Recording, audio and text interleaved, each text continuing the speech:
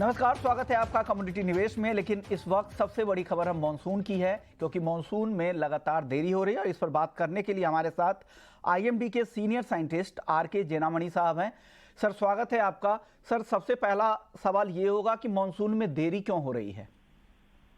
देखिए, देरी जो है वो तो बहुत सारा उसमें फैक्टर्स है। एक तो जो ट्रांस इक्वेटोरियल फ्लो है वो इक्वेटर के आसपास लक्षद्वीप के पास ठीक ठाक, लेकिन उसके बाद जो केरल में जो आने का है, तो जो हमारा जैसे विंड कंडीशन है या जो भी क्लाउड कंडीशन है वो समुद्र में ज्यादा है। तो केरला का जो मेन लैंड में रेनफॉल लास्ट 24 आवर्स में बहुत ही कम हुआ, एक ही स्टेशन ओनली रेन हुआ है। तो इसलिए हम लोग जो उसकी जो मानसून का एडवांस का हम लोग मॉनिटरिंग में रखा है। तो अभी हम लोग आगे एडवांस नहीं किया, और केरल में कब आएगा वो डेट भी हम लोग नहीं बताया। अभी यही बताया कि एक सिस्टम फॉर्म हो गया बाय द टाइम, जो दक्षिण पूर्व जो अरब सागर है और वो उससे दूर है, जो केरला कोस्ट है वहां से दूर है, 4 से 5 किलोमीटर दूर में फॉर्म होता है। तो वहाँ ज्यादा क्लाउड कन्वेक्शन बढ़ रहा है। तो हम लोग मॉनिटरिंग में रख रहे हैं। मेनली ये सिस्टम जो है नेक्स्ट 2-3 दिन के अंदर ये के डिप्रेशन में भी इंटेंसिफाई हो सकता है। तो इसलिए मेनली जो फिशरमैन वार्निंग और डीप सी का जो वार्निंग हम लोग दिया है नेक्स्ट 5 डेज तक, हैवी रेनफॉल वार्निंग का कहीं भी नहीं दिया कोस्ट में, क्योंकि वो सिस्टम समुद्र वो कोस्टल एरिया या स्टेट चाहे कर्नाटक चाहे केरला दूर है एक्चुअली। यही है। ओके सर, जेनामणि साहब, अब अगला सवाल उठता है, क्या आगे के प्रोग्रेस पर भी इसका असर होगा क्या? नहीं, अभी तो मेनली हम लोग वो सिस्टम को मॉनिटर कर रहे हैं, क्योंकि वो सिस्टम इंटेंसिफाई हो रहा है। और जब तक केरला का हम लोग को सर्टेनिटी या रेनफॉल का इंक्रीज नहीं होता है, देखिए जब ओनली 1 स्टेशन रेन होता है, हमारा टोटल 14 स्टेशन है केरला और लक्षद्वीप और कोस्टल कर्नाटक जो साउथ कर्नाटक कोस्ट है मिला के, और 14 स्टेशन से अभी तक लास्ट 10 डेज में कभी 21% स्टेशन होता है, कभी 35% स्टेशन होता है। और सबसे खराब ये हुआ कि आज का जो सुबह यानी जो 4-5 का जून में ओनली एक ही स्टेशन रेनफॉल हुआ है। तो ये सब कंडीशन में अभी मानसून का जो केरल आने का वो हम लोग क्रिटिकली मॉनिटर कर रहे हैं। और जो सिस्टम अभी जो साउथ ईस्ट अरेबियन सी में जो लो प्रेशर सिस्टम या आगे जो इंटेंसिफाई होगा उसका भी हम मॉनिटरिंग कर रहे हैं कि कहीं ये साइक्लोन ना बने। तो बहुत सारा और मॉडल का अनसर्टेनिटी बहुत है। लास्ट 5 डेज जैसे आप देखे होंगे, मीडिया भी बहुत अटेंशन इसको रखा है। तो हम लोग देख रहे हैं कि मॉडल भी बहुत वेरी करता है, मतलब चाहे अमेरिकन मॉडल हो, यूरोपियन मॉडल हो, हमारा इंडिया का मॉडल हो, तो देयर इज नो कंसेंसस। तो अंडर सच सिनेरियो हम लोग 2 से 3 दिन तक भविष्यवाणी कर रहे हैं। ये कर रहे हैं कि तो नेक्स्ट जो मतलब आज का जो सिचुएशन है या नेक्स्ट 2 डेज तक जो भी सिचुएशन है वो केरला और वो सिस्टम का मॉनिटरिंग में है। बस यही है। ओके सर, फार्मर्स के लिए कोई एडवाइजरी आईएमडी की तरफ से? फार्मर्स के लिए कुछ नहीं है। फार्मर के लिए तो अभी रेन जब केरला को उसमें शुरू नहीं हुआ, तो फार्मर्स के लिए तो, और सभी को ये मैं बोलना चाहता हूँ कि जो फार्मर्स का अगर बुआई या जो भी है वो तो जून का लास्ट वीक में शुरू होता है। तो अभी तो जब जून फर्स्ट वीक है, तो जब तक केरला में ऑनसेट एडवांस का शुरू नहीं होता है तब तक आगे तो बोलना वेरी डिफिकल्ट है। ठीक है ना? हाँ, ये हीट वेव का या तापमान का जो है हम लोग उसको ऑरेंज कलर में रखते हैं। जैसे हमारा बंगाल, बिहार, ये झारखंड है, वो तो हीट वेव शुरू हो गया दोबारा। और इसके साथ साथ उत्तर भारत में भी थोड़ा थोड़ा तापमान बढ़ेगा। तो मानसून का अभी जब तक केरल में ऑनसेट नहीं होता है, बाकी बोलना मतलब अनसर्टेनिटी बहुत मॉडल का है। ओके, ठीक है। ओके, बिल्कुल सही बात है। शुक्रिया सर, आपने वक्त निकाला हमारे लिए। यानी अनसर्टेनिटी अभी दिख रही है, लेकिन उम्मीद यही की जा रही है कि 2 से 3 दिनों में मानसून की दस्तक हो जाएगी और तेज बारिश केरल में शुरू होगी। और धीरे धीरे आगे के प्रोग्रेस को लेकर अभी कुछ कहना जल्दबाजी होगी, फिर आगे देखते हैं किस तरह की स्थिति बनती है, फिर आगे आईएमडी से बात हम करेंगे। चलिए वापस लौटते हैं। कॉलर शो है तो सवाल पूछने का तरीका एक सबसे पहले आपको बता देते हैं। हमारा नंबर है 9136934058 पर आप अपने सवाल हमें भेज सकते हैं। साथ ही आप हमें सोशल मीडिया पेज के जरिए भी अपने सवाल हमें भेज सकते हैं। और हमारे साथ 3 मेहमान हैं जो आपके सवालों के जवाब देंगे। भूपेश शर्मा है, टेक्निकल एक्सपर्ट है बीकानेर से, वीरेश हिरेमत हैं फिनलिट कंसल्टिंग से, और साथ ही अमित खरे हैं जीसीएल से। आप तीनों मेहमानों का स्वागत है। सबसे पहले बात आज कच्चे तेल की करेंगे, क्योंकि कच्चा तेल तेजी के मूड में दिख रहा है। वीरेश जी, क्या सलाह देंगे आप? क्या ट्रेडर्स को खरीदारी करनी चाहिए करंट लेवल पर? Good evening mister Mohan. आज का जो तेजी हुआ है कच्चे तेल में, इसका एक अहम इम्पोर्टेंट कारण है कि सऊदी अरेबिया ने अगले महीने से 1 मिलियन बैरल पर डे का जो प्रोडक्शन कटौती का घोषणा की है। उसके चलते हुए मार्केट में एक तेजी का माहौल बना हुआ है। हमें लगता है मार्केट और भी एक तेजी का रुख देख सकता है इवनिंग सेशन में भी। इसलिए इवनिंग सेशन में भी हमारा एक बाइंग का रिकमेंडेशन रहेगा। 6020 का लेवल पे एक बाइंग का पोजीशन बना सकता है 6060 का टारगेट के लिए, और 6000 का नीचे के स्टॉप लॉस के साथ एक इंट्राडे बेसिस के लिए बाइंग का पोजीशन बना सकते हैं। चलिए कुछ सवाल ले लेते हैं। मुकेश सोनी है राजस्थान से, इनके 4 अलग अलग सवाल है, एक एक करके लेता हूं। मुकेश जी का पहला सवाल है, कॉपर खरीदा इन्होंने 2 लॉट 720 रुपए में, क्या करना चाहिए? भूपेश जी, दिन के लोअर लेवल से देखें तो रिकवरी भी अब आ रही है, इनको रुकना चाहिए, प्रॉफिट आएगा इनको? कॉपर की बात करें तो कॉपर अभी एक रेंज बाउंड ट्रेड में काफी दिनों से रेंज में ट्रेड कर रहा है। 722 से लेके नीचे में 710 की रेंज है। मुझे लगता है कि अभी भी ये रेंज बरकरार रहेगी और आने वाले दिनों में नहीं लगता कि ये 710 के नीचे जब तक नहीं जाता तब तक इसमें कोई बड़ी गिरावट देखने को नहीं मिलेगी, और 722 ऊपर में क्रॉस नहीं करता तब तक एक कोई बड़ी उछाला भी इसमें मुझे लगता नहीं कि आएगा। ये सलाह है कॉपर को लेकर। मुकेश सोनी का अगला सवाल था चांदी पर, 2 लॉट चांदी इन्होंने खरीदा है 72,660 में, क्या करना चाहिए वीरेश जी इनको चांदी में? 72,660 पर इनकी बाइंग है। देखिए कि लॉन्ग टर्म का पर्सपेक्टिव में देखें तो चांदी में अभी भी एक पॉजिटिव मोमेंटम बना हुआ है। अभी जो फॉल हुआ है एक टेक्निकल करेक्शन जैसा मान सकते हैं। इनका होल्डिंग कैपेसिटी है तो एक लॉन्ग टर्म के लिए होल्ड कर सकते हैं। 71,200 का नीचे का स्टॉप लॉस लगा के होल्ड कर सकते हैं लॉन्ग टर्म इन्वेस्टर है तो। नहीं तो एक लॉस बुक करके एक वेट करना चाहिए एक अच्छा लेवल के लिए। ये हमारा सलाह रहेगी आज के लिए। ओके। मुकेश जी का अगला सवाल गोल्ड पर है, 60,220 रुपए में खरीदा है, क्या करना चाहिए भूपेश जी इनको गोल्ड में? जी, गोल्ड के ट्रेंड का स्ट्रक्चर देखेंगे तो पिछले 3 से 4 ट्रेडिंग सेशन से गोल्ड का स्ट्रक्चर नेगेटिव हुआ है। मुझे लगता है कि 59,950 के नीचे जब तक गोल्ड का बाजार ट्रेड कर रहा है तब तक इसमें नेगेटिविटी जारी रहेगी। नीचे में मुझे उम्मीद है कि 59,200 और 59,050 के लेवल देखने को मिलने चाहिए आने वाले दिनों।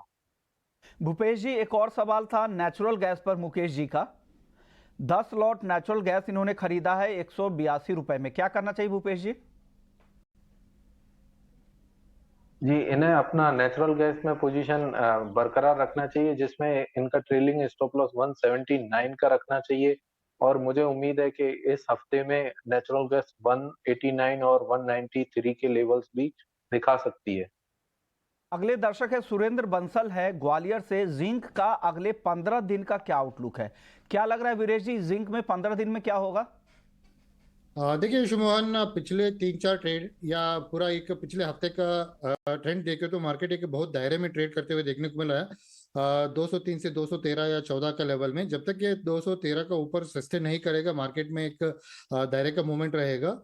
टेक्निकली देखा तो मार्केट ओवरसोल्ड जोन में है, एक पुल बैक आना चाहिए। हमें लगता है एक 204 205 का लेवल में एक बाइंग का पोजीशन बना सकते हैं। ओके। अगले दर्शक है पवन है हिसार से, कॉटन केक और धनिया में अगले 2 महीने का आउटलुक जानना चाह रहे हैं, क्या लग रहा है भूपेश जी कॉटन केक और कोरिएंडर? जी, कॉटन केक की बात करेंगे पहले तो कॉटन केक जुलाई वायदा में मुझे उम्मीद है कि कॉटन केक जुलाई वायदा अभी 2650 2670 एक सप्लाई जोन है, वहां पर इन्हें बिकवाली करनी चाहिए। इवन करंट भाव पर बिकवाली करके 2670 के ऊपर का स्टॉप लॉस लगा सकते हैं, जिसमें नीचे में 2550 और 2490 के लक्ष्य देखने को मिल सकते हैं। वहीं मसालों में धनिये की बात करें तो धनिये का बाजार सभी मसालों में सबसे अधिक अंडर परफॉर्मर है, और पहले भी आपके चैनल पे हमने लगातार सलाह दी है क्लाइंटों को कि धनिये में 7,300 से हमारा विचार बिकवाली का रहा है, और 7,300 के भाव पर भी हम सलाह दे रहे थे कि मार्केट एक बार फिर से 6,000 के लेवल्स तो तोड़ना चाहिए। आज बाजार ने वो करके दिखाया है, और मुझे उम्मीद है कि ये ट्रेंड अभी भी नेगेटिव बरकरार रहना चाहिए, और इसमें 5,850 और 5,650 के लक्ष्य संभावित रहेंगे।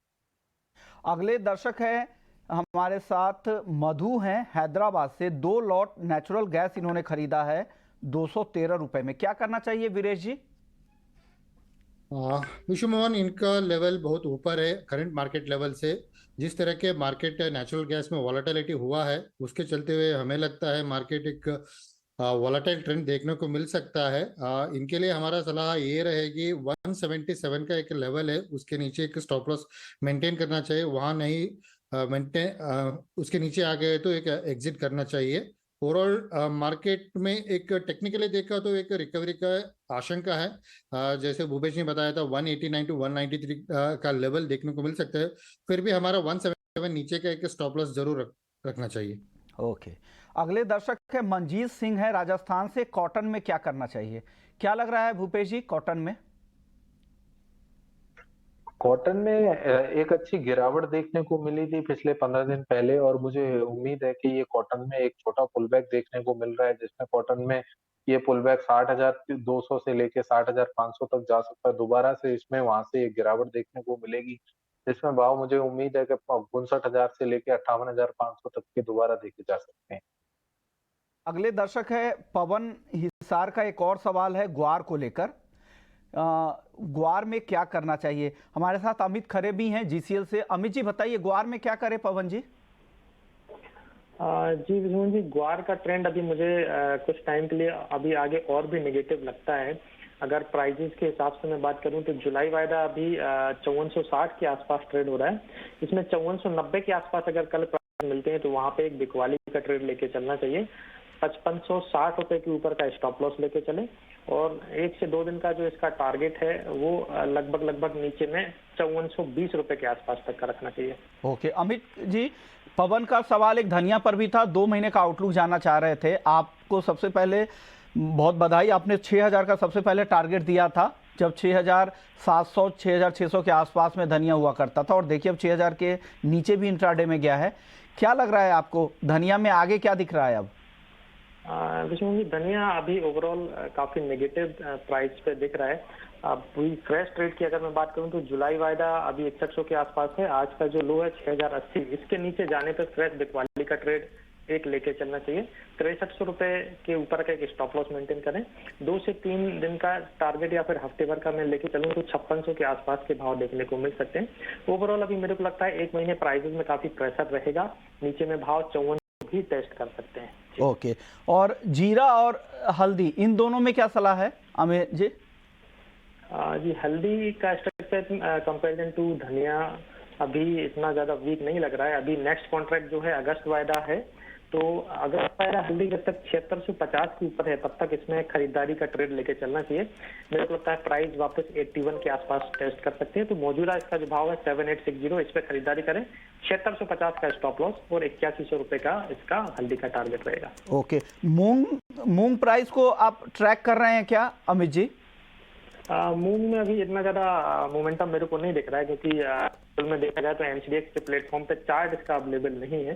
तो अगर थोड़ा सा फंडामेंटली मैं बात करूं तो प्राइजेस में अभी लगभग 6 से 8 महीने काफी प्रेशर रहेगा, क्योंकि दालों पे अभी ऑलरेडी गवर्नमेंट की तरफ से नेगेटिव जो है स्टेटमेंट आते रहते हैं। तो मेरे को लगता है अभी 6 से 8 महीने इसमें प्राइजेस में ज्यादा बाउंस की उम्मीद नहीं है। प्राइजेस यहाँ से 4 से 6% नीचे में करेक्ट और हो सकते हैं। का सवाल था तो उनके लिए अमित जी की तरफ से सलाह है मूंग प्राइस को लेकर। शुक्रिया अमित जी, आपने वक्त निकाला हमारे लिए।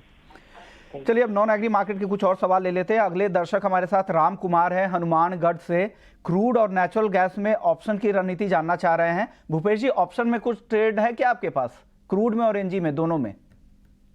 जी सर, क्रूड में एक न्यूज के कारण मार्केट आज गैप अप खुला था, जिसमें मुझे लगभग 6100 के आसपास क्रूड का वायदा ट्रेड किया अपसाइड में।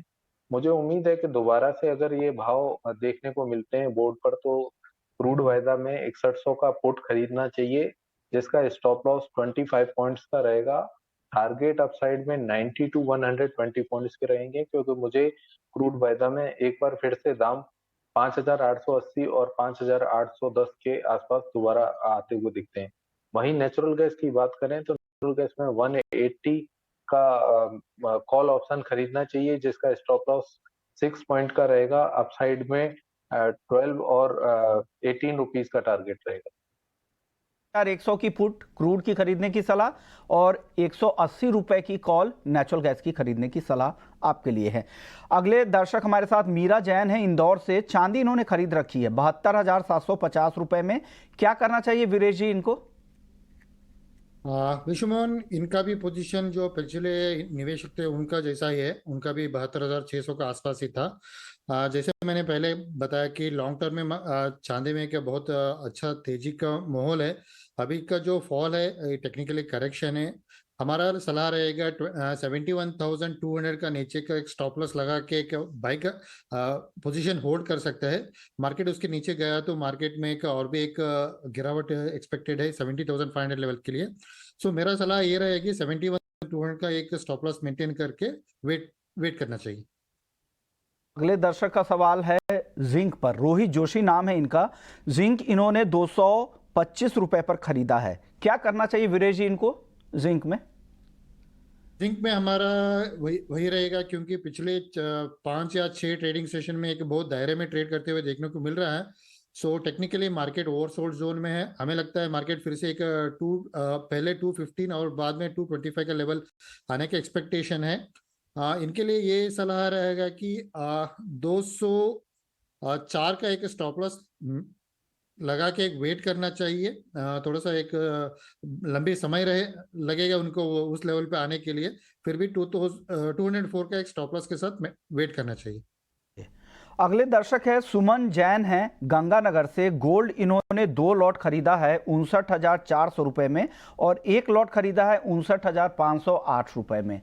अब क्या करना चाहिए? इनके खरीद भाव के आसपास ही है गोल्ड का भाव। भूपेश जी क्या सलाह देंगे इनको गोल्ड में? जी, जैसा मैंने अभी कहा कि गोल्ड का स्ट्रक्चर, प्राइस स्ट्रक्चर अभी चार्ट का काफी नेगेटिव बना हुआ है। मुझे उम्मीद है कि जहां भी गोल्ड में इन्हें कोई पुल बैक मिलता है 59,600 से 59,700 के बीच, वहां इन्हें गोल्ड से अपनी पोजीशन में एग्जिट करना चाहिए और नीचे में इन्हें स्ट्रिक्ट स्टॉप लॉस 59,350 का फॉलो करना चाहिए, क्योंकि गोल्ड में अगर 59,350 के नीचे गोल्ड का दाम चलता है तो गोल्ड में बिकवाली बढ़ सकती है, जिसमें भाव 59,000 और नीचे में 58,700 तक के भी देखे जा सकते हैं। का सवाल है सिल्वर माइक्रो के ऊपर। इन्होंने सेल किया है सिल्वर माइक्रो को 71,300 के लेवल पे। अमित नाम है। अब इन्होंने नाम भेजा, नासिक से हैं। क्या करना चाहिए वीरेश जी इनको? 71,300 रुपए का सिल्वर माइक्रो सेल किया हुआ है, क्या करें? मोहन, हमें लगता है आज इवनिंग सेशन में मार्केट सिल्वर मार्केट में एक दबाव रहेगा। हमें लगता है 71,000 का लेवल देखने को मिल सकता है। जब तक वहां आएगा वहां पे एग्जिट करना चाहिए। लॉन्ग टर्म के लिए उनको सेलिंग पोजीशन होल्ड नहीं करना चाहिए। आज के आज जो भी एक अच्छा मुनाफा मिलेगा वहां पे एग्जिट करना चाहिए। चलिए, अब कुछ सवाल जवाब के बाद अब एक अहम खबर का रुख कर लेते हैं। हमारे साथ CKED डॉक्टर वीवी मेहता फोन लाइन पर मौजूद है। सर, सबसे पहले बहुत बहुत शुक्रिया, आपने वक्त निकाला हमारे लिए। सर, आप उस बैठक में शामिल थे जिसमें MRP 8 से 12 रुपए प्रति लीटर कम करने को कहा गया है, और क्या उस बैठक की और बड़ी बातें क्या हैं सर? नहीं, गवर्नमेंट का कहना ये था कि जो इतने से प्राइस इतनी गिर रही है, खासकर लास्ट 3-4 महीने में गिरी है, तो वो लाइन पे अपनी लोकल प्राइस भी गिरनी चाहिए, मतलब MRP कम होनी चाहिए। बिल्कुल बिल्कुल। हमने उनको बताया कि जो मेजर ब्रांड्स है जैसे अदानी विलमार है, ये अपना अदानी है, पतंजलि है, जेमिनी, सब लोगों ने कर दिया है। तो उनका कहना है कि बड़ी ब्रांड वाले तो कर रहे हैं, जो मीडियम ब्रांड है जो वो है उनका अभी तक MRP कम नहीं हुआ है, तो जितना होना चाहिए इतना कम नहीं हुआ है। तो आप अपने मेंबर को बताइए कि सारे जितने लीडिंग प्लेयर है, प्रोमिनेंट प्लेयर है इंडिया में, एनिमल में जो 25-30 जो मेजर है, उनको भी आप बताइए कि भी उनको MRP रिड्यूस करनी चाहिए, होलसेल प्राइस भी रिड्यूस होनी चाहिए, ताकि बेनिफिट कंज्यूमर को मिले। आमतौर पे सर अमूमन कितना वक्त लगता होगा अगर दाम अगर पोर्ट से लेके इनके पास आते समय फिर MRP में कम करने में कितना वक्त लगना चाहिए? About 25 to 30 days। 25, इसलिए रिफ्लेक्शन में टाइम लग रहा है। डिस्चार्ज होके टैंकर में आता है, रिफाइन होता है, रिफाइन से फिर उसकी मूवमेंट चालू होती है, पैकिंग के बाद में डिस्ट्रीब्यूटर और wholesaler and then ultimately retailer. और रिटेलर भी क्या करता है, नॉर्मली जो MRP हर दिन हमने एक महीने में एक दफा कंपनी नॉर्मली चेंज करती है। वो पुरानी एमआरपी का ऊंचा माल हम पहले पुश करेंगे और जो लोअर एमआरपी को बाद में करते हैं। वो भी हमने बताया कि भाई ये भी एक, यहाँ हमारा कंट्रोल लाखों की संख्या में रिटेलर है, वहाँ कोई हमारा कंट्रोल नहीं हो सकता। हमारा कंट्रोल कहाँ तक होता है इंडस्ट्री का, up to the distributor level तक। उसके बाद में तो होलसेलर रिटेलर सब है, तो उसके में मुश्किल ही है। फिर भी ओवरऑल प्राइस गिर रही है तो रिटेलर भी कंपटीशन है, तो वो भी कर। और हमने तो वहां तक है कि जियो मार्ट का जो कैश फ्लो में भी दिखाया तो आपको देखो साहब, एमआरपी 140 रुपये, मार्केट में 110 रुपये, 112 रुपये में रिटेल में, काफी उसमें भी फर्क है एमआरपी और। पर क्या होता है, कभी भी कोई जो एमआरपी के बेचना चाहते हैं, एकल दुक्कल कोई व्यापारी है, उसके वजह से मार्केट में डिस्काउंट जाता होता है। वो चलते एक दफा एमआरपी कम होगी तो उससे ऊपर तो नहीं ले सकेंगे। सही बात जो रिटेल लेवल में तो जितनी कंपटीशन है तो ऐसे भाव चलेंगे। खास करके सनफ्लावर और सोया में काफी प्राइसें गिरी है, तो चाहते हैं कि वो प्राइस हम गिराएं। और हमने भी एडवाइस कर रहे हैं अपने मेंबर को कि भी आप एमआरपी एक रिजनेबल लेवल पे नीचे लेके आइए, जितना कटौती हुई है, और अपने भी डिस्ट्रीब्यूटर लेवल तक का रेट थोड़ा प्रेशराइज रखिए ताकि कंज्यूमर को तेल सस्ता मिले। ओके मेहता जी, अब कंज्यूमर्स के बाद अब किसानों की बात कर लेते हैं। सरसों के किसान काफी परेशान हैं, क्या उनके लिए आप कुछ अपना कुछ उनके हक के लिए आप लोगों ने उस बैठक में बात नहीं की? काफी बात की साहब। देखिए, गवर्नमेंट को कंज्यूमर और किसान दोनों को बैलेंस करना पड़ जाए। कंज्यूमर मिनिस्ट्री चाहती है कि भाई सस्ते में सस्ता तेल कंज्यूमर को मिले, एग्रीकल्चर मिनिस्ट्री चाहती है कि अच्छे से दाम किसान को मिले। आज जो मस्टर्ड की हालत ऐसी हुई है कि मस्टर्ड में जो 5,450 जो एमआरपी है उसके सामने किसान को मिल रहा है, एमएसपी के मंडी में भाव है 5,100 के करीब, और किसान को तो मिल रहा है 4,600 4,700, क्योंकि उसमें फिर मंडी टैक्स कट जाता है और बाकी का सारे चार्जेस, ऑयल कंटेंट का वो चार्ज कट हो जाता है, तो उसके जेब में 4,600 आ रहा है। जब भी सॉइंग हुआ था अक्टूबर नवंबर में, तभी 7,400 7,500 रुपया पर क्विंटल था, और अभी वो जब बेचने को निकला है तभी उनको 4,600 आ रहा है। तो काफी निराश है, और उसकी इम्पैक्ट आएगी खरीफ में। आप देखिए, खरीफ में सोयाबीन का और रबी में मस्टर्ड का एक रेट जो बढ़ा था 2-3 साल में, एकदम डाउन होने वाला है। अगर किसान के पास और कोई चॉइस है, जैसा सोयाबीन के सामने पल्सेस के अच्छे दाम मिल रहे हैं, तो सोयाबीन तो पल्सेस में चला जाएगा। वहाँ जो पंजाब में हम ट्राई कर रहे थे कि पंजाब के किसानों को समझाए तो व्हीट में से मस्टर्ड में आओ, ये साल बड़ा अच्छा रिजल्ट आया। मगर अभी क्या हो रहा है, प्राइस नहीं मिल रही तो वापस चला जाएगा व्हीट में। इसके लिए जरूर है कि जो एमएसपी गवर्नमेंट डिक्लेयर करती है, बस डिपेंड। हमारे एक और भी सुझाव था कि जो गवर्नमेंट एजेंसी है जैसे नाफेड, हाफेड, और उनको बताइए कि जल्दी से ज्यादा प्रोक्योरमेंट मंडी से करे 5,450, वो सपोर्ट मिल जाएगा। दूसरा सुझाव दिया था कि ये साल एल निनो का डर है, एल निनो अगर आएगा तो हमारे ओवरऑल प्रोडक्शन पे कटौती आएगी, चाहे वो करे व्हीट राइस हो या तो चाहे ऑयल सीड हो। अगर आज आप मस्टर्ड सीड 5,450 जो खरीद लेते हैं, तो जब भी जुलाई अगस्त सितंबर में अगर बारिश फेल हुई तो तभी भाव ऊपर जाने की संभावना है, तभी आप मस्टर्ड सीड रिलीज करिए मार्केट में, ताकि मार्केट स्टेबिलाइज हो जाए। इसका सुझाव दिया है कि future trading also help support the farmer. Future trading फिर से खोलने के लिए प्रयत्न कीजिए। बिल्कुल सही बात है, फ्यूचर खोलना जरूरी है, साथ ही किसानों के हक की बात भी करना जरूरी है। मेहता जी, आपको देखकर एक दर्शक सवाल पूछ रहे हैं, रमेश हैं गुजरात से, वो जानना चाह रहे हैं कि कैस्टर का भाव 6,000 के ऊपर कब जाएगा?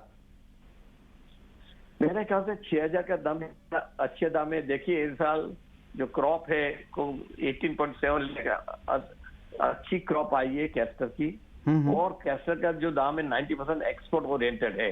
तो इंटरनेशनल मार्केट में जैसे डिमांड है, उसके डिमांड पे यहाँ के भाव।